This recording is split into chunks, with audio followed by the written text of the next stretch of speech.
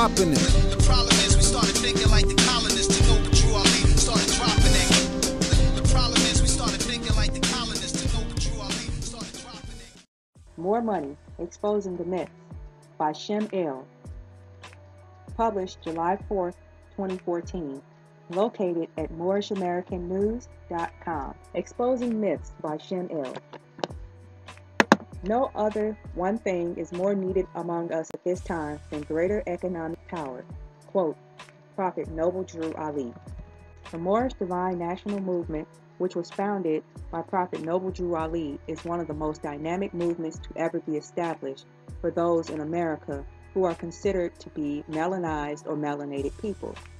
It was specifically created for those who have been oppressed and continue to be oppressed under the misnomers of Negro, Black, Colored, Ethiopian, Afro-American, African-American, etc.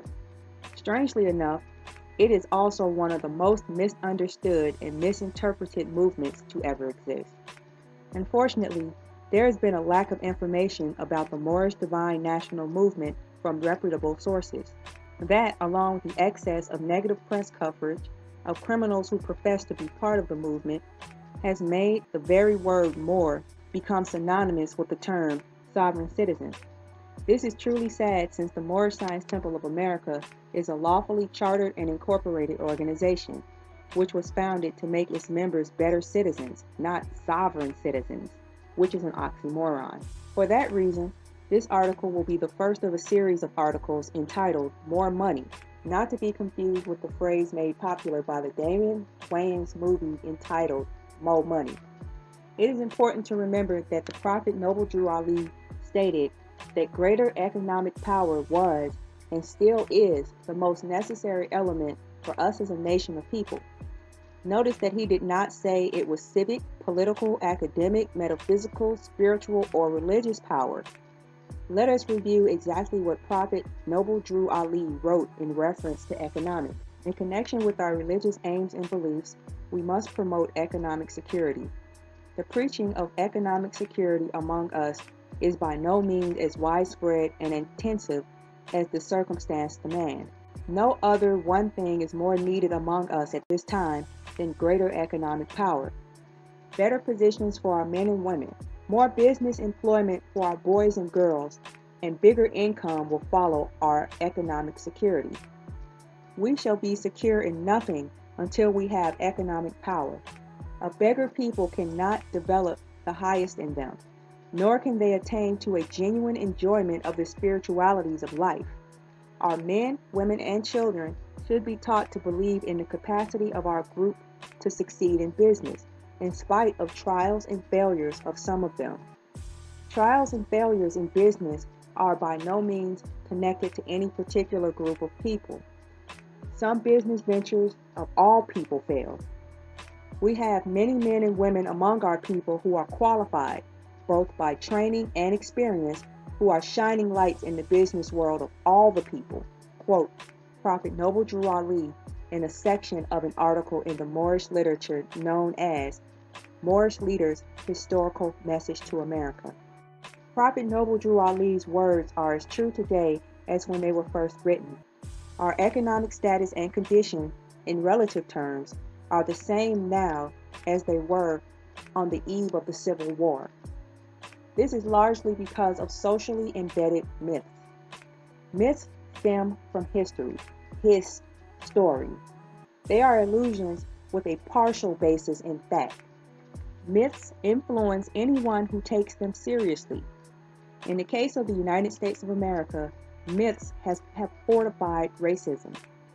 For the descendants of the inhabitants of Africa, some myths are particularly dangerous since they hide the full truth of how people escape their deep economic hole. Social institutions constantly attempt to validate these myths.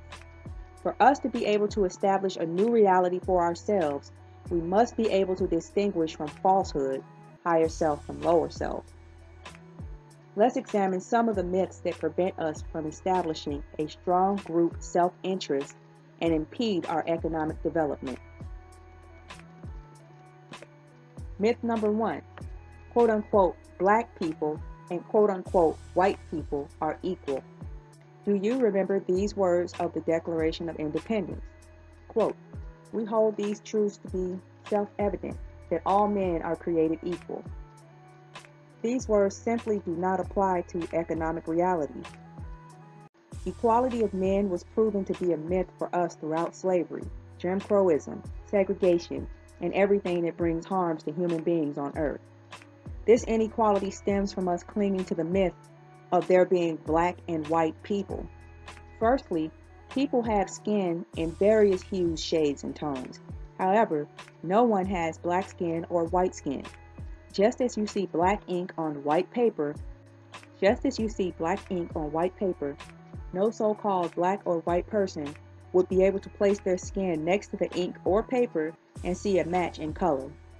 Prophet Noble Drew Ali stated, quote, "The matter of the various names given to these 22 million people with all colors of every race of the globe was an act of European psychology. They gave him a name, then defined it as something inferior to theirs. White they defined as a color of purity. Black, they say, represents everything of evil." End quote. So, using the very words black and white as descriptions of human beings creates inequality. Economic inequality is still prevalent, despite claims that we have such equality historically and currently. Myth number 2. Education is the great equalizer.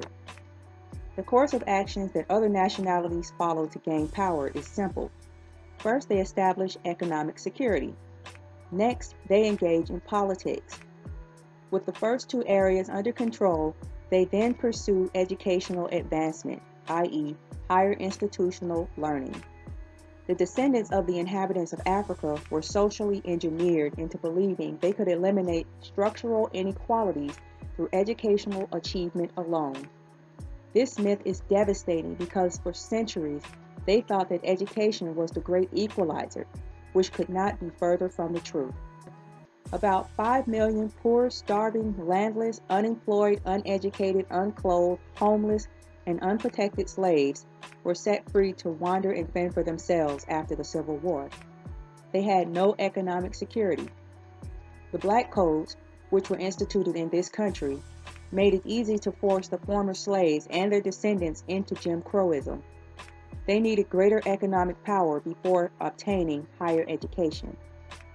Our educational achievements during the 30-year time period between the 1860s and the 1890s were remarkable. The educational achievement record that we established has yet to be broken by any other group of people.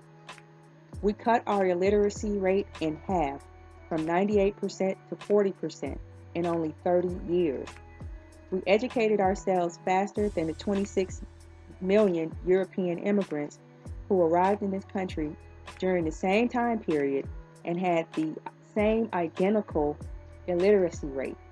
Although we made spectacular educational achievements, without economic security and a nationality, we still became second-class citizens to the European immigrants.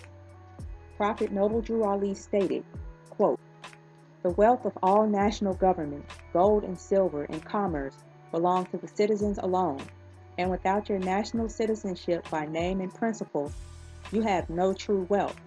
And I am hereby calling on all true citizens to stand for a national free government and the enforcement of the Constitution to help me in my great missionary work, because I need all the support from all true American citizens of the United States of America." By the civil rights movement of the 1960s, so-called blacks with a college education could not earn as much money as European high school dropouts. We as people still earn only a percentage of what European Americans earn, lack businesses and institutions in which to implement our skills, and have a national unemployment rate that is twice the amount of European Americans. Unemployment for our youth is almost 70%. A lot of our people who are college graduates work at minimum wage jobs. Yet most of us continue to think that education is the great equalizer. Educational institutions are designed to train people to only look for jobs and work for someone else, usually a person of another nationality. True equality will only take place when we create our own businesses, thus creating jobs for our people and establishing economic security. The problem is we started thinking like the colonists took over Drew Ali, started dropping it. The problem is we started thinking like the colonists took over Drew Ali, started dropping it. Dropping it. The problem is we started thinking like the colonists